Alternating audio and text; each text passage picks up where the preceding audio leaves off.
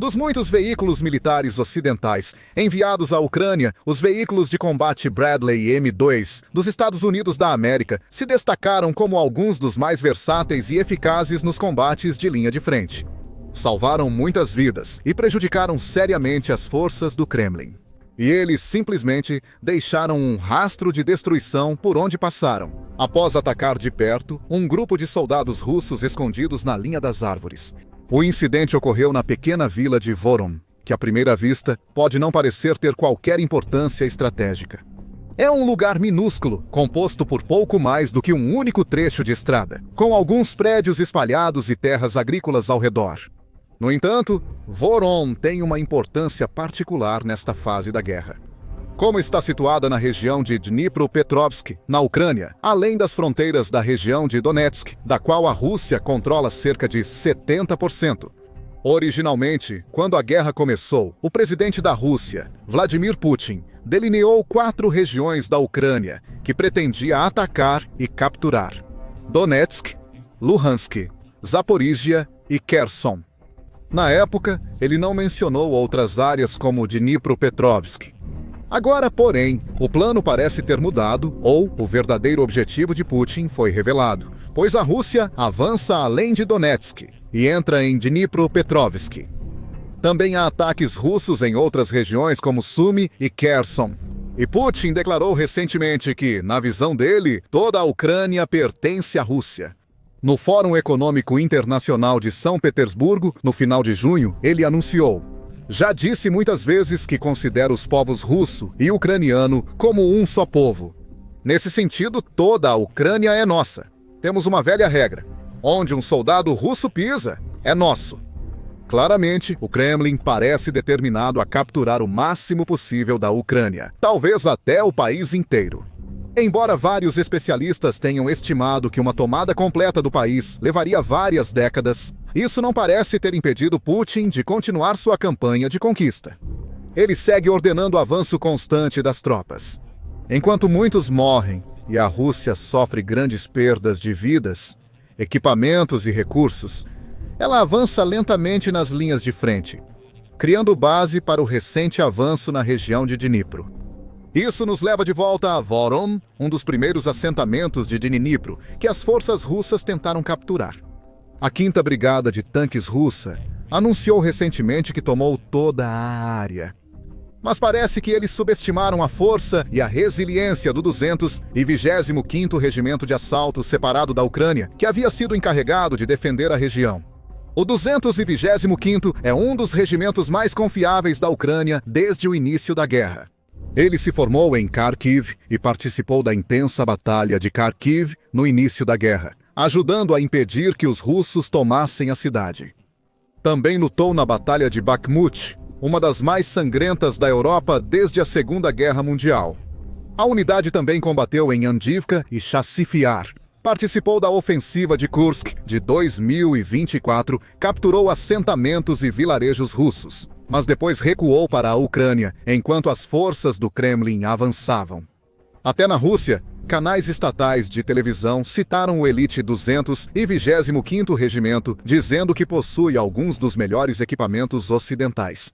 Houve vários relatos da linha de frente de que esse regimento capturou comandantes russos e surpreendeu o inimigo. Não surpreende ouvir mais uma grande tosse, história de sucesso dessa unidade tão eficaz.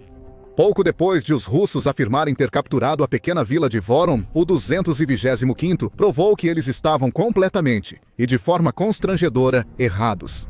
Um vídeo foi divulgado, revelando toda a extensão do contra-ataque ucraniano na área. No vídeo, há 2 veículos de combate Bradley da Ucrânia, que foram fornecidos pelos Estados Unidos pela primeira vez em 2023, e têm sido vistos nos campos de batalha da Ucrânia desde então. Os Bradleys contornam os obstáculos com facilidade graças à sua excepcional manobrabilidade. Eles seguem pela estrada principal de Voron, indo para áreas com árvores e folhagem dos 2 lados. Muitos soldados russos estavam escondidos lá e provavelmente esperavam não ser encontrados pelos Bradleys. Sem apoio aéreo, blindados ou artilharia, sabiam que não podiam enfrentar os veículos de infantaria blindados que se aproximavam. As forças da Ucrânia sabiam onde os russos estavam e o tiroteio começou. No vídeo, os Bradleys são vistos abrindo fogo contra a linha de árvores, usando seus canhões automáticos M200 e 42 Bushmaster de 25 mm. Famosos por seu alcance efetivo excepcional de cerca de 2.000 metros ou 6.600 pés e pela capacidade de disparar até 200 tiros por minuto. Os russos aparentemente tentaram revidar, já que há uma pequena explosão, talvez de um drone ou lança-granadas propelido por foguete que atinge o solo, perto de um dos Bradleys em certo momento. Felizmente, isso não causou nenhum dano ao próprio Bradley. E parece que as tropas do Kremlin não tinham outra forma de combater os veículos de 33 toneladas para 10 pessoas. Não há mais detalhes sobre quanto dano os Bradleys causaram ou quantas baixas deixaram em seu rastro.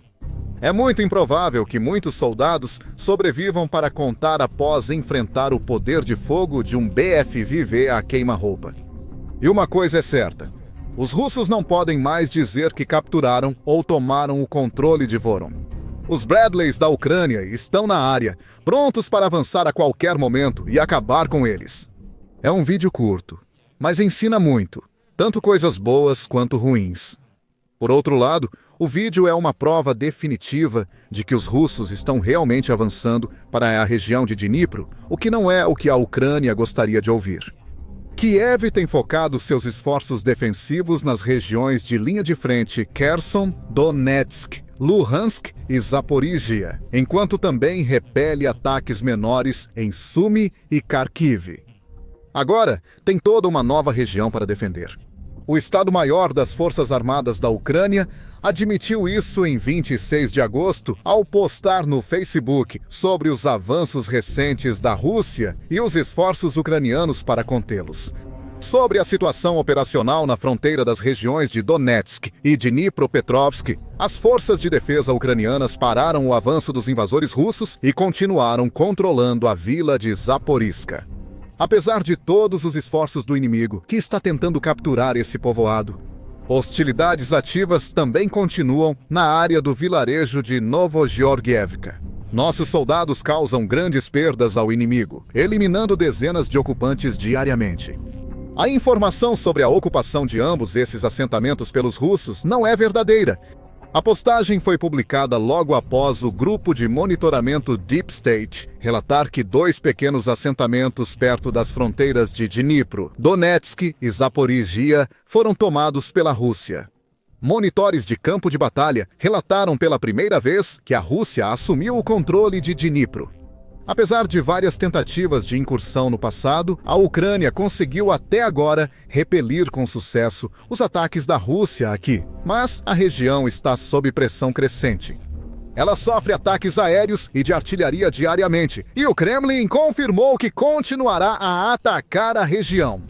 O porta-voz de Moscou, Dmitry Peskov, disse à mídia estatal russa em junho que tudo isso faz parte do plano do país para estabelecer o que eles chamam de zona tampão, ou zona de segurança dentro da Ucrânia, supostamente para proteger os interesses da Rússia e evitar novas investidas como a ofensiva ucraniana de Kursk do ano passado. Assim, nas próximas semanas e meses, salvo quaisquer mudanças repentinas ou drásticas no cenário atual, espere ouvir relatos contínuos de que a Rússia está tentando avançar em direção a Dnipro. Muitas dessas tentativas devem fracassar, pois a Ucrânia tem mostrado forte resistência na linha de frente, usando suas táticas de inteligência e um extenso arsenal de veículos blindados, artilharia, sistemas de defesa aérea e outros armamentos para defender seu território. A Rússia, inevitavelmente, continuará vendo seus soldados feridos e mortos, com as perdas aumentando a cada dia que passa. Com tempo e persistência, seguindo sua abordagem de força bruta durante a guerra, pode conseguir um avanço. Ela pode capturar pequenos povoados como Voron, perto das fronteiras da região, antes de possivelmente avançar em direção a cidades e vilarejos maiores. Se suas forças capturarem centros logísticos importantes, poderão fortificar posições, construir uma zona de proteção e avançar mais. Isso provavelmente levaria tempo, mas não é impossível a longo prazo. Essa é a má notícia. A boa notícia para a Ucrânia, a partir do incidente recente em Voron, é que isso prova mais uma vez que a Rússia parece estar ficando sem blindados e armamento antitanque. Com exceção de um drone ou granada lançada por foguete, visto no vídeo explodindo perto de um dos Bradleys. As tropas russas em Voron, aparentemente, não tinham como causar dano ou destruir os BFVs. Eles só podiam se esconder entre as tropas e torcer para sobreviver enquanto o 225º Regimento da Ucrânia disparava contra eles. Essa tendência é comum em toda a linha de frente. Nas últimas semanas e meses, pequenos grupos de soldados russos foram enviados para a Ucrânia, a pé ou em veículos civis simples, como motos e caminhonetes. Eles não receberam veículos blindados, nem mesmo transportes de pessoal reforçados para protegê-los. Tampouco tiveram veículos de combate e tanques dando suporte. Muitos estão armados só com fuzis rudimentares e armas simples, em vez de lançadores de foguetes antitanque, essenciais para enfrentarem veículos como BFVs ou tanques da Ucrânia, como os M1 Abrams americanos e os Leopard 2 alemães. Em resumo, embora a Rússia esteja lançando muitos ataques em áreas como Donetsk, Zaporizhia e até mesmo agora Dnipropetrovsk, está fazendo isso com recursos muito limitados e grupos de tropas relativamente fracos.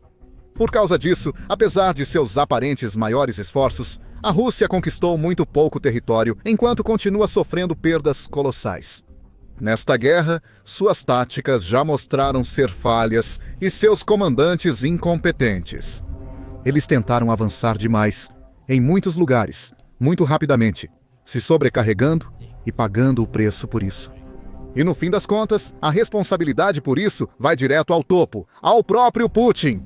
O líder do Kremlin quis mostrar força antes da cúpula de 15 de agosto com o presidente dos Estados Unidos da América, Donald Trump, no Alasca. Ele queria tomar rapidamente o máximo de território ucraniano possível, não importando o custo, para fortalecer sua posição na mesa de negociações e projetar a sensação de que a Rússia estava em ascensão, a caminho de algum tipo de vitória esmagadora.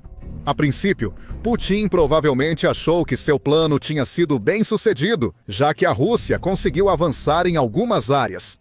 Seus ataques imprudentes tiveram resultado em Donetsk, especialmente onde as forças do Kremlin romperam as defesas ucranianas, ao nordeste da cidade de Pokrovsk, que tem sido palco de combates intensos há algum tempo e é vista como um dos principais alvos da Rússia. Eles cercaram a cidade, provavelmente planejando cortar suprimentos e atacar Pokrovsk de vários ângulos. Mas o plano falhou. A Rússia se comprometeu demais em Pokrovsk, deixando outras áreas expostas. Até os soldados que romperam as linhas perto de Pokrovsk logo ficaram isolados e sem suprimentos, armas, blindagem e apoio para novas ofensivas.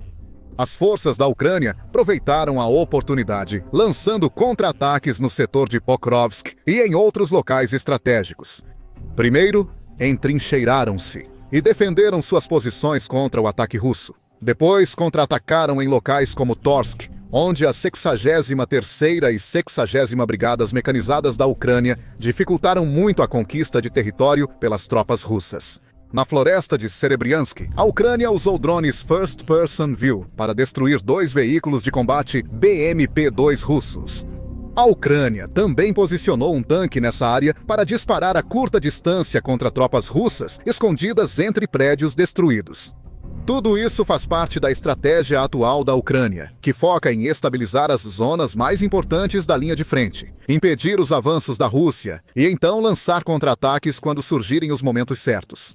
O analista americano de inteligência de fonte aberta, Andrew Perpetua, resumiu que Kyiv tenta atualmente estabilizar a linha de frente, retomar posições, reforçar algumas e ampliar a zona cinzenta em outras.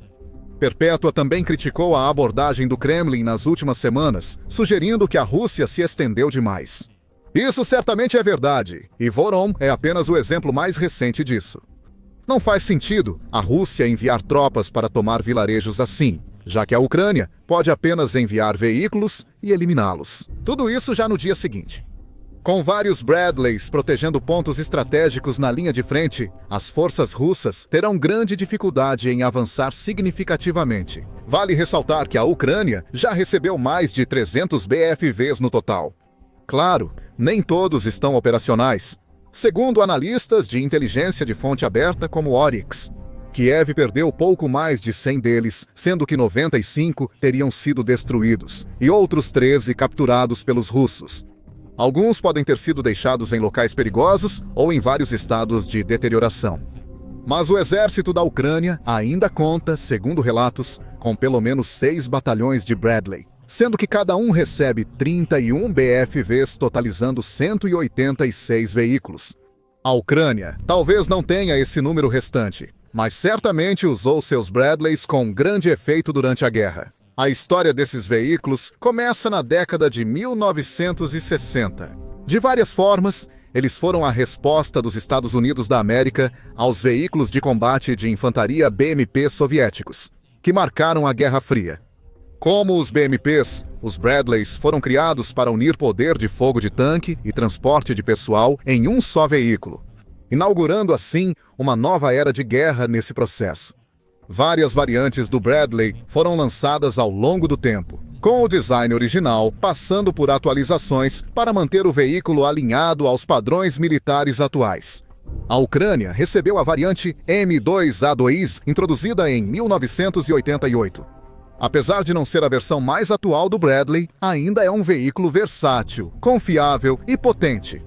Com 600 cavalos, 56 km por hora e tem manobrabilidade excepcional até em terrenos difíceis.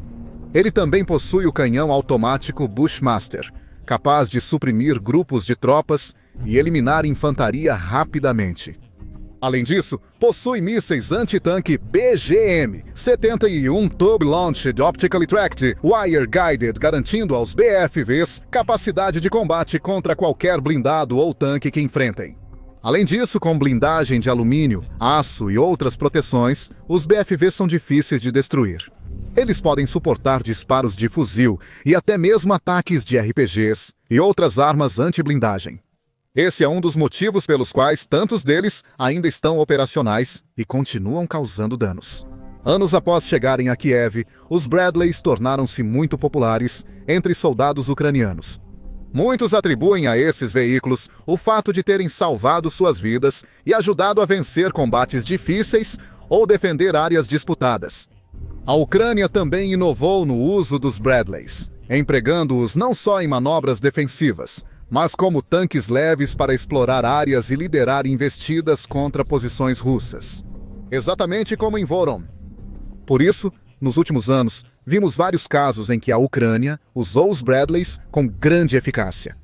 No fim de 2023, um Bradley foi flagrado destruindo vários blindados russos. Também há vários relatos de BFVs eliminando dezenas de tropas inimigas. Até os russos admitiram que o Bradley é um dos melhores veículos disponíveis para a Ucrânia.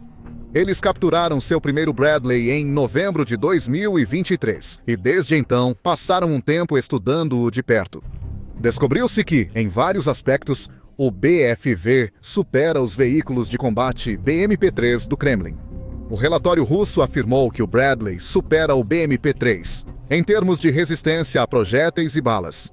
Quanto à proteção contra minas, ele é superior ao BMP-3, devido a 2 chapas de alumínio e aço instaladas em todo o fundo, um tapete interno de polímero anti-minas e assentos para tropas com absorção de choque. O relatório destacou que o BMP-3 teve dificuldades para danificar a blindagem do BFV, destacou o poder de fogo superior do Bradley e concluiu que ele supera o BMP-3 em características operacionais e técnicas. Devido à capacidade de acessar o compartimento de combate a partir do compartimento de tropas, melhor reparabilidade da unidade de força, gerador, compartimento de combate e cano do canhão.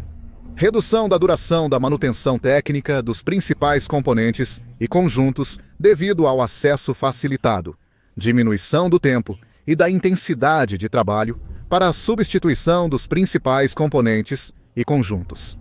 A pesquisa russa sugeriu que projetistas militares russos se inspirassem no Bradley e incorporassem elementos de seu design em futuros veículos. Isso mostra que, mesmo contrariados, eles o respeitam muito. Enquanto isso, a Ucrânia segue obtendo grande valor de seus Bradleys e busca formas de aumentar a sobrevivência desses veículos, instalando gaiolas de aço e blindagem de borracha para absorver impactos de drones e prolongar a vida útil dos veículos. Resumindo, a Rússia terá que enfrentar os Bradleys ucranianos por um futuro previsível. Como visto em Voron, ela tem poucas formas de combatê-los. Agora, você pode saber mais sobre como a Ucrânia está melhorando seus Bradleys no nosso vídeo recente, que mostra as incríveis novas melhorias de blindagem que começaram a ser implementadas recentemente. Confira nossa análise de como as forças ucranianas combateram os avanços russos em Donetsk para recuperar território. Por fim, inscreva-se no nosso canal para ficar informado sobre as últimas notícias e acontecimentos das linhas de frente.